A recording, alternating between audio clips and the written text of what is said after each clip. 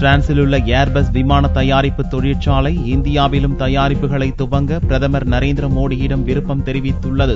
France சுற்றுப்பயணத்தின் போது Rafale ரக விமானத்தை வாங்க மோடி முன்னிலையில் கையெழுத்தான ஒப்பந்தம் பெரிதும் பாராட்டை பெற்றுள்ளது.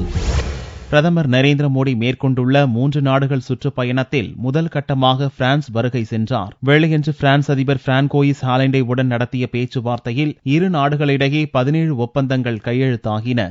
சனிக்கிழமையன்று தலூஸ் நகரில் உள்ள ஏர்பஸ் விமான தயாரிப்பு தொழிற்சாலைக்கு மோடி சென்றார். அவருடன் பிரான்ஸ் நாட்டின் வெளியுறவுத்துறை அமைச்சர் லாரன் ஃபேயியஸ் மற்றும் அதிகாரிகள் சென்றிருந்தனர். விமான தயாரிப்பு பணிகள் குறித்து மோடிக்கு அதிகாரிகள் விளக்கி கூறினர். அப்போது மோடியின் மேக் இன் இண்டியா திட்டத்துக்கு ஆதரவளிப்பதாக கூறிய ஏர்பஸ் நிறுவனத்தார் இந்தியாவில் உற்பத்தி செய்ய தயாராக இருப்பதாகவும் விருப்பம் தெரிவித்தனர். அதைத் தொடர்ந்து தலூஸில் அமைந்துள்ள தேசிய விண்வெளி ஆராய்ச்சி மையத்துக்கும் மோடி சென்றார். அங்கு இந்திய வம்சாவளி மாணவர்கள் மோடியை சூழ்ந்து கொண்டனர். ஆர்வத்துடன் வந்த மாணவர்களுடன் மோடி மகிழ்ச்சியுடன் புகைப்படம் எடுத்துக்கொண்டு கலந்துரையாடினார். அதைத் தொடர்ந்து நியூ சேப்பல் நகரில் அமைந்துள்ள இந்திய போர் நினைவு சின்னத்துக்கு சென்ற பிரதமர் மோடி முதலாவது உலகப் போரில் உயிர்நீத்த இந்திய ராணுவ வீரர்களுக்கு அஞ்சலி செலுத்தினார். பிரிட்டிஷ் இந்திய படைக்காக சண்டையிட்டு வீரமரணமடைந்த 4742 இந்திய வீரர்களின் நினைவாக நியூ சேப்பல் போர் நினைவு சின்னம் உருவாக்கப்பட்டது. ஞாயிறன்று பிரதமர் மோடி ஜெர்மனிக்கு செல்கிறார். பிரான்ஸ் சுற்றுப்பயணத்தின் போது அந்நாட்டிடம் இருந்து உடனடியாக 36 ரபேல் போர் விமானங்களை வாங்க